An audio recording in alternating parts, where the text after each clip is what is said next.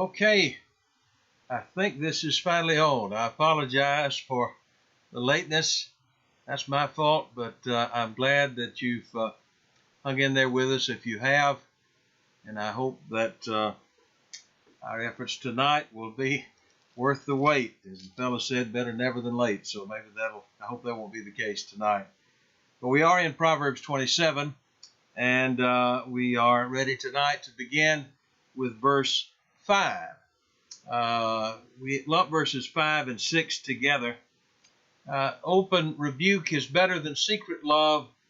Faithful are the wounds of a friend, but the kisses of an enemy are deceitful.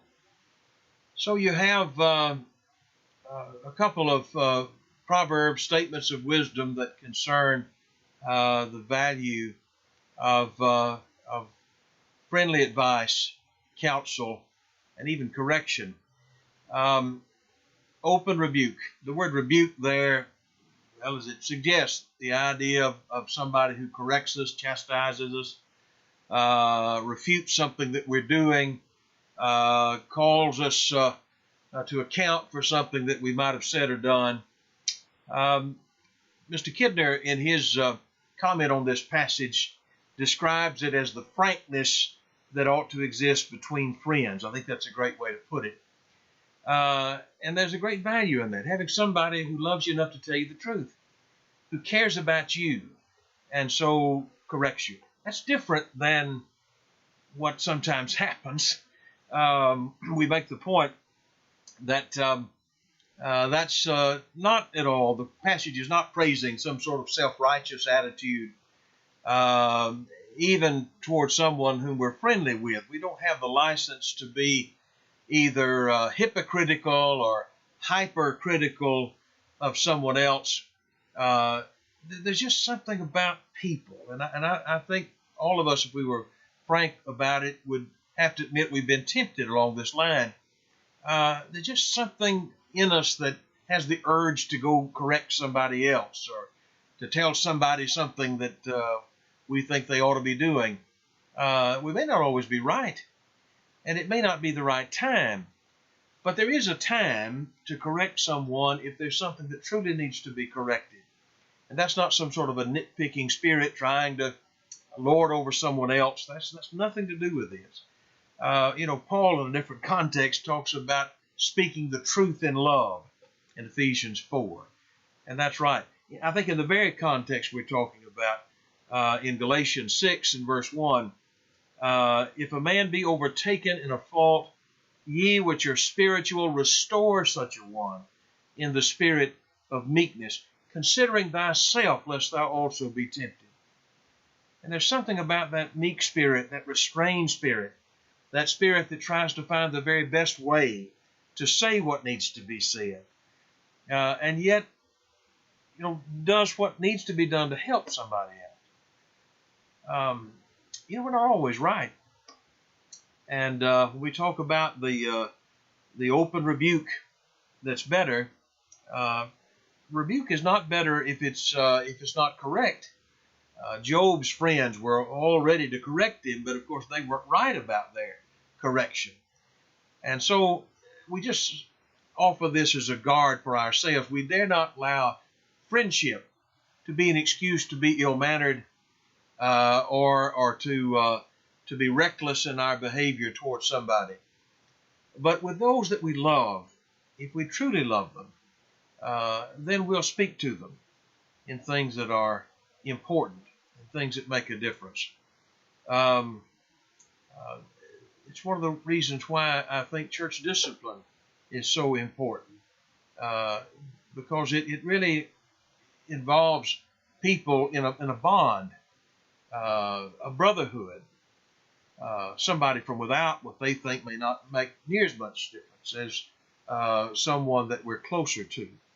That's why it's a misguided thing, I think, when people say, well, I just don't think that the rules of discipline, for example, relate to family. Well, of course, they're going to have more impact on family than anybody else. A stranger's attitude toward us may not make near as much difference as your attitude toward me if you're my friend.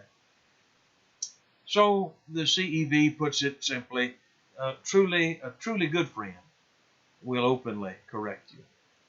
And that is a part of what real friendship is about. There's a value to open rebuke. It's better than secret love. That comparison, what does he mean by secret love? John Wesley, years ago, wrote that secret love, he thought, was that love which does not show itself by friendly actions, and particularly by free and faithful reproof. It's the opposite, then, of that friend who will wound us for our long-term good. In Proverbs chapter 13, the context here is the home and the discipline that parents ought to exercise with their children, the training and instruction and correction. But in Proverbs 13 and verse 15, or verse 24, I'm sorry, he that spares the rod hates his son, but he that loves him chastens him at times. If you don't correct your children, you don't love them. That's what the wise man taught us. And I think that there would be a similar point made about friendships.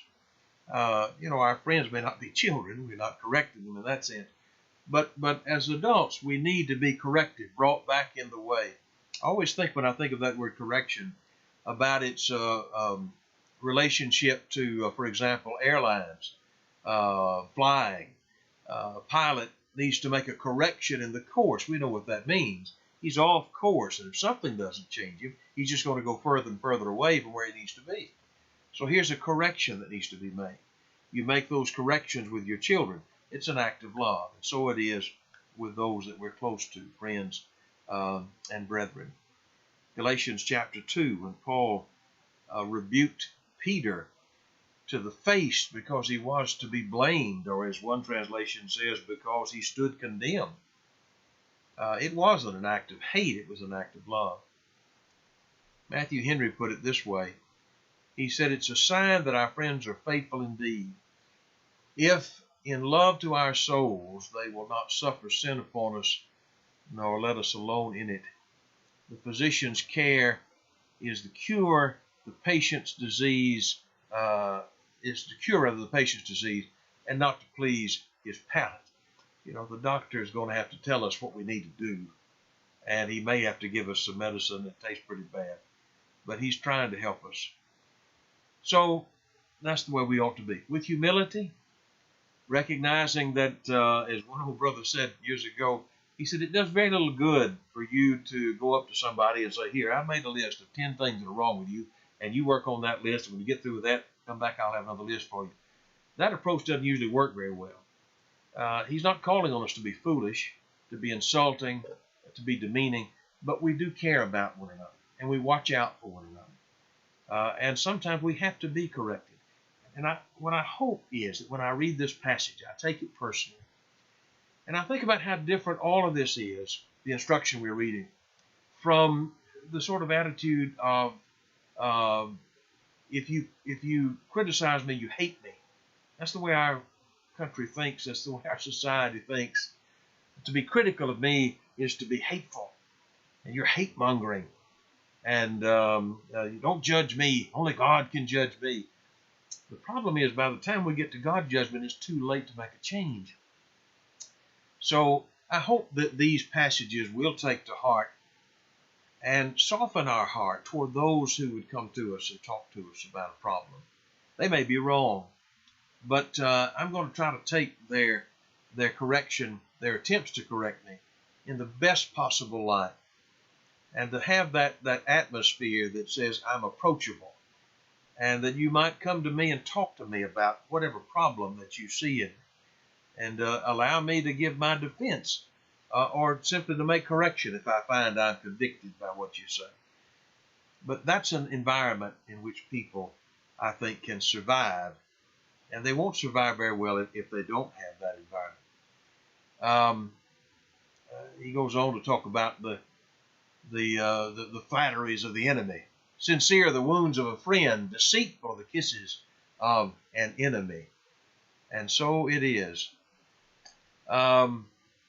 We think about the unpleasant things that Mr. Aitken talks about that our best friends ought to be able to tell us. We may not like to hear them, but they're well-meant and well-directed truths or wounds that'll make us more healthy. You know, a doctor sometimes will have to cut a guy open to save his life. And so, again, I think the best thing that I can do with this passage is to think about the question, how approachable am I? Wise fellow once made the point that proud people have no tolerance for being corrected. And pride is a problem. It's a problem for me. You don't have to have a reason to be proud. You don't have to have something to be proud about to be proud. But pride is that touchiness and that sort of feeling that's too self-absorbed, and it's a poison. And with proud people, as one fellow said, to the proud, everybody falls into two categories, servants and rivals. You know, and I thought about how true that is. You're either a sycophant and somebody who's going to just tell me how great I am and get in line with me, or I see you as a potential enemy, somebody I've got to work on and undermine if I can. Proud people don't recognize the role of friends as equals and as people who may be able to help them as they get off the path. So hopefully thinking about these great old proverbs will help us to deflate our pride, to be more open to being criticized, and to be more honest in our friendships with others. Okay, let me notice with you another, if I may. The 27th chapter, I should say, the 7th verse. The old King James reads, "The full soul loatheth an honeycomb, but to the hungry soul every bitter thing is sweet." The word loatheth is an interesting word there. It comes from a word which means to trample, to tread under feet, under your feet. It's sort of a picture of contempt almost. We not only are not impressed by the honeycomb, but we would walk over the top of it. It's like somebody said, he wouldn't stoop down to pick up the object. He has so little regard for it. So, what is this talking about? What does it mean? The full soul loatheth an honeycomb, but to the hungry soul every bitter thing is sweet. It's interesting in reading after different commentators and students of the passage. Some seem to think that we have a bad and a good here, that the full soul is bad and that the hungry soul is good. One fellow wrote that the passage taught him that there is some advantage to the poor over the rich, for they have better relish for their enjoyments. Well, I thought about that, and I thought, that sounds like a fellow who's not hungry. I wonder what might be, what do you think would have been the comment that that Lazarus might have had as he was laying at the gate of the rich man, full of sores and so hungry he was starving for the crumbs that fell from the table? Would he say, "Oh boy, I sure am lucky," pardon the use of that word, "oh, I just enjoy crumbs a whole lot more than that fellow enjoyed"? I doubt he would have felt that way. I think he would have just felt miserable. So I wonder if maybe what we have here are two extremes, and both of them are problematic. Both of them are trouble. On the one hand, you do have the fellow who is, for lack of a better term, satiated. He just is full as you take a glass and you fill it with water. And it just literally is just cupped over the edge of the brim. It's so full. Just can't hold anything else. And some people are that way. They have so much that truly they cannot enjoy it. And so satisfied, so indulgent in pleasure that he really becomes ungrateful and even bored by the blessings that he has. There is a truth that the love of money is not only the root of all evil, but it is the road to misery. We love things, so we can't ever be satisfied with things, and the more we have, the less we enjoy. And I do think that there's a point made here about that. We do become ungrateful, and we become satiated by experience. And that's a sad picture. But on the other extreme, there's also a problem, and that is the danger of desperation. To the full soul, even the bitter thing becomes sweet. I don't feel like that fellow's on top of the world either. The man who's got so much that he really has no way to appreciate what he has. That's a sad ending to a guy who spent his life trying to get things and then realizes it doesn't really bring him joy, at least not for long.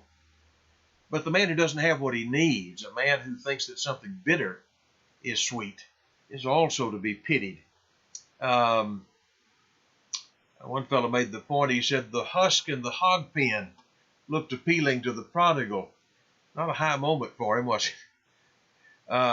And he goes on to make an application beyond material things. He said, without sweet friendships, people will not be discriminating about the choice of companions. There are people so desperate for companionship that they choose poorly. They're so lonely that they might, to extend it to marriage, they might wind up marrying someone who's really not good to them and not good for them. So I think that that's really what the passage seems to be talking about. The wise man says that you can be so full and be miserable, just as much as you can be so empty and be miserable. There's something we're going to see over in the 30th chapter of Proverbs in verse 9, a little more memorable way to say this point, make this point. Give me neither poverty nor riches, lest I be full and deny thee, and say, who is the Lord? Or lest I be poor and steal, and take the name of my God in vain. So let's be aware of the fact that both too much and too little bring their own problems. Okay. In 27 verses 8 through 10, I think we have several of these statements together that all seem to revolve around a common theme of home. As a bird, verse 8, as a bird that wandereth from her nest, so is a man that wandereth from his place.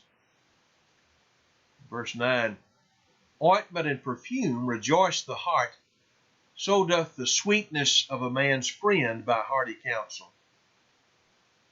Then in verse 10, thine own friend and thy father's friend forsake not, neither go into thy brother's house in the day of thy calamity.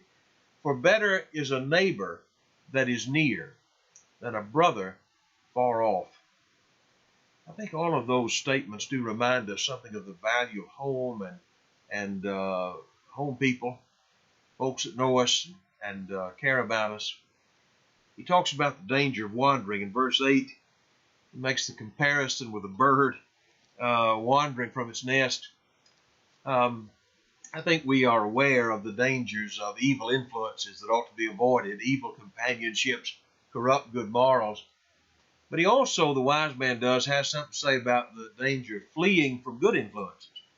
When we were talking a moment ago about that prodigal, the famous young man in Luke 15, that made such a mess of his life for some time. That story begins with a certain man had 2 sons, and the younger of them said to his father, Father, give me the portion of goods that falleth to me. And he divided them unto them his living. And then, not many days after, the younger son gathered all together, took his journey into a far country, and there wasted his substance with riotous living. he had a very determined purpose to get away from his father and people that knew him and people that might have wanted to exercise some godly influence over him. He wanted to live and run with the dogs, and he couldn't do that at home, so he took off and went somewhere purposefully. Big city, bright lights, and of course, it wound up being a disaster. Could have killed him. As it turned out, it cost him a lot of scars and regrets, but God blessed him to be able to come to himself and come home. But the point we're making is there are dangers that come when we want to flee from good influences. Mr. Kidner makes a good distinction, though, that I think we ought to mention. He says it condemns by implication not the fugitive or the pilgrim, but as he calls it, the rolling stone. Not the fugitive. You know, you can read back over in 1 Samuel 26, David had to flee from his home. He was living out around the deserted areas and the caves with foreigners because there were those seeking his life. And so he was forced to flee. The wise man's not condemning that behavior, I think. Or the pilgrim. You know, you can read in Hebrews 11 about people who left their homeland. They were following the will of God, doing his work in other places. And there are people that we know who might leave all that's familiar to them and travel off to some area of the country or the world that's dangerous, that is fraught with peril, governed by people who are determinedly ungodly. They do what they do because they believe they're doing God's service and they're trying to spread the word of God in a hard place. Well, we appreciate folks like that. I don't think he's necessarily talking about that here. He's just talking about folks who've got that wanderlust and they just want to get away from home and their old ways. We want to go out and branch out. Well, you might, but you might pay a high price for that too. Cut off from loving help, exposed to extra dangers. One fellow made the point that especially in the age in which Solomon wrote this, in the Middle East of his day, community was important, and those who cut themselves off from community were particularly disadvantaged in many ways. Matthew Henry wrote, "There are many that do not know when they're well off, but are uneasy with their present condition and given to change."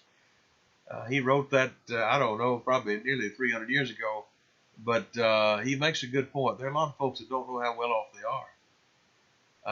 So surrounded by friends and family, one has the benefit of wise counsel and corrective rebuke, but you walk away from that.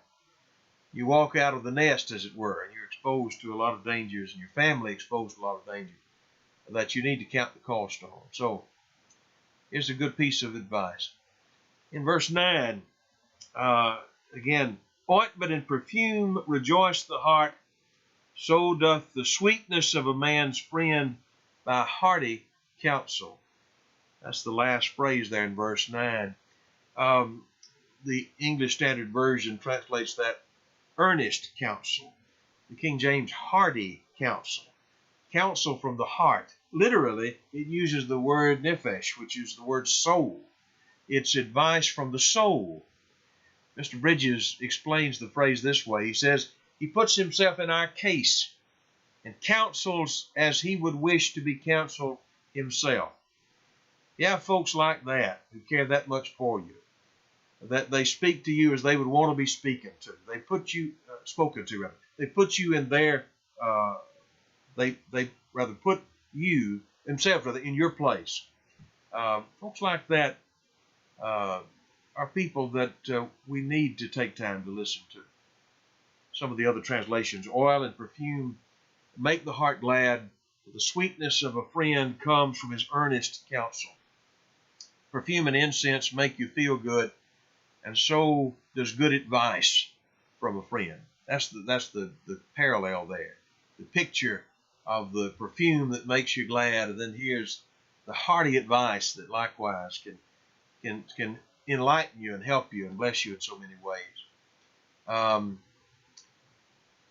And I think that certainly does not exclude the wise counsel of a good spouse. If you marry someone who is wise and who loves you enough to give you that word of direction when you need it, and I think husbands are charged with that kind of responsibility. Wives certainly provide that blessing. When you have that help, you know how much it means if you have it. So, friendly counsel, hearty counsel, earnest counsel is a blessing. Okay. And then in verse 10, another thought along this line. To thine own friend and thy father's friend forsake not, neither go into thy brother's house in the day of adversity or calamity. For better is a neighbor that is near, than a brother that is far off. Better a neighbor that is near than a brother that is far off. I don't think he's demeaning family bonds here. But what he is upholding is the value of good friend. To forsake, to leave, to abandon, to loose, to separate yourself from. It's a big loss when you lose a friend. Friends are valuable, they're rare, and they are a great blessing. Adhere to tried friendships, one fellow wrote. The ties of blood may be less reliable than those of genuine friendship. I think he doesn't, again, he's not here trying to denigrate family. What he is saying is that you don't have to travel far off to a distant relative if you have a near friend. Friends can make that much difference in your life. The Cambridge Bible offers, do not think it necessary, says the writer, to seek out in thy time of trouble a kinsman who may be far from thee in place and sympathy, when thou hast one near at hand, who though he be no kinsman is a tried friend of thyself and of thy father before thee. To put it plainly, a friend who's available is better than a relative who's not.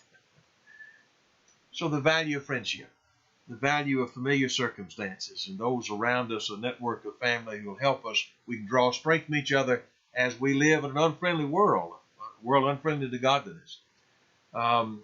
There's a lot of, I think, good practical application of these principles, and I hope that they'll be given consideration. Let's look at another, if we might. My son, be wise and make my heart glad, that I may answer him that reproacheth me.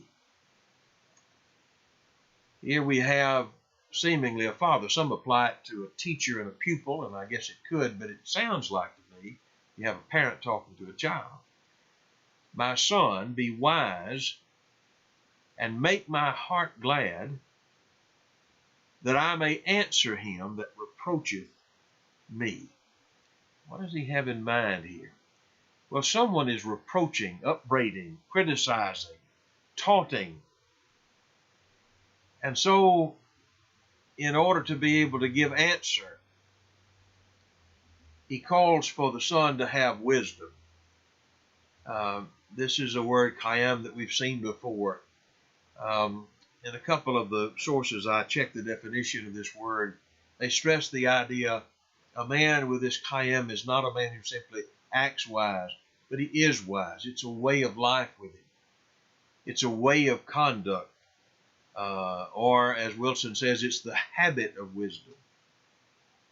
So a parent who may be under attack can point to a child who follows the way of wisdom and find relief. How might we apply this? What situation is he talking about here? Well, one thing is obvious before we go any further. It's a reminder of something we know to be true, that our children have a powerful effect on our lives. And young people need to know that the decisions that they make, and they make such important decisions. It's amazing. You look around one day and you've got a little 12 or 13-year-old young person, and we think of them still as young people. And then you turn your head, you turn back again, and they're 18 or 19 or 20 years old. And by the time they're 25, they probably already decided what kind of work they're going to do, where they're going to live. They maybe already chosen a mate who they're going to marry. Made so many decisions that will affect the rest of their life. And they'll affect not just their life, but their parents' lives as well. It's difficult sometimes for young people not to be so self-absorbed as to think, well, this is my life and I do it my way. And that's true in a sense, and you do have to make your decisions. But understand the impact that has on so many other people. So that's what this proverb reminds us of in part. Now, one way to read this passage is to understand him to be saying that a child's wisdom can save his parents from reproach. As one fellow said, the taunt here is the possibility of a taunt yet in the future. That if I will behave myself properly and honorably, I can save my parents from disgrace, in other words. And we know that there's a lot of truth in that. The reproach, Mr. Wesley thinks, is the reproach of being the father of a wicked son. The wisdom of children both reflects credit or blame, depending on what their parents do. His son will either publicly disgrace the father or enable him to stand proudly before even his enemies. And so, if you don't want to rob your parents of sleep and cause them a great deal of grief and maybe bring them to an early grave, then don't run with the dogs. There are other reasons not to run with the dogs, by the way. One is that we owe God our life. That's the most important reason.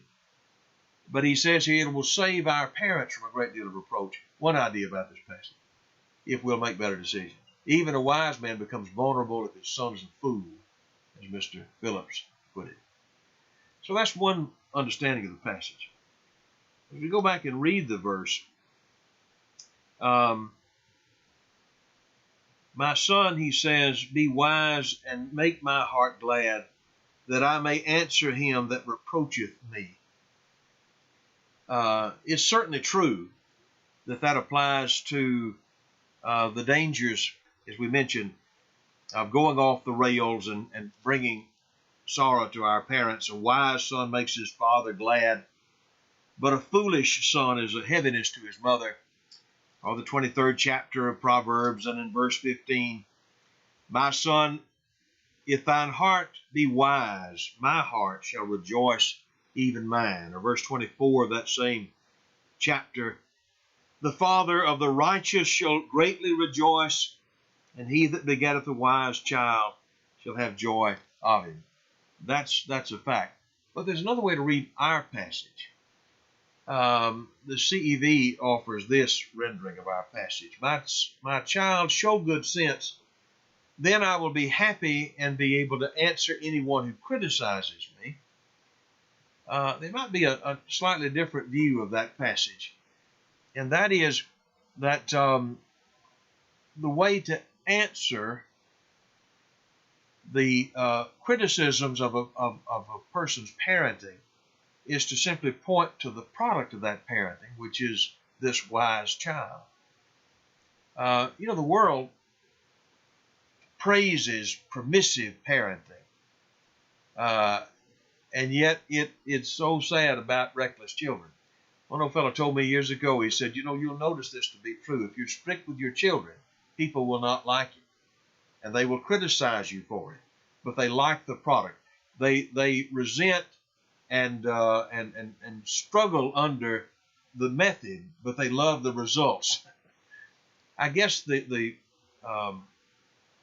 best justification for your method is the good result that comes forth from it. Godly parents are not looking for the world to praise them. They're looking to produce a child that has the benefit of a head start because they've been trained in wisdom. Mr. Bridges made the point years ago. He said, I'd rather have my house filled with children's prayers than with silver and gold. And if you're going to direct your children the right way, it's not going to please everybody. It may not please everybody in your family, but you have to stand on godly principles. And the best answer to that reproach is the product that comes forth from it. Matthew Henry wrote this many years ago. He talks about children that are a credit to their parents. That I may answer him that reproaches me with having been over strict and severe in bringing up my children, and having taken the wrong method with them in restraining them from liberties which other young people take. My son, be wise, and then it will appear in effect that I went the wisest way to work with my children. Those that have been blessed with a religious education should in everything conduct themselves so as to be a credit to their education and to silence those who say, young saint, old devil. I never heard that, by the way, but I could hear people who think that. I've heard different versions of that. Young saint, old devil. In other words, oh, if you're too strict on your kids when they're young, they'll just go wild later. You know, that's not what the Bible teaches. The Bible teaches you train up children the way they ought to go, and when they're old, they won't depart from it. Oh, you got to let them sow their wild oats. You've heard that kind of thing. Well, what the wise man seems to be saying is, remember what's best and hold to that. And that's the best answer to people who think that training your children in the nurture and admonition of the Lord is just way too strict. And that has application to children of God, by the way. We'll close on this note. But, in Galatians chapter 2 and verse 20, Paul wrote those unforgettable words by inspiration that it's no longer I that lives, he said, but Christ that lives in me. People will reproach God if his children don't walk in the right way. We are a direct reflection on our Heavenly Father. When Paul wrote in Romans chapter 2, to people who had been exposed to the law of God and should have known better, but they lived worse than the Gentiles did. He said this, he said that the name of God is blasphemed among the Gentiles through you. Live in such a way as you won't be a reproach to your parents. And live in such a way that you'll vindicate the godly teaching that you received when you're young. That's, I think, good advice for us as we live our lives, young and old. Okay, I appreciate so much you're joining us today. Apologize for being a bit late, but we'll hope to correct that next time. But thank you for your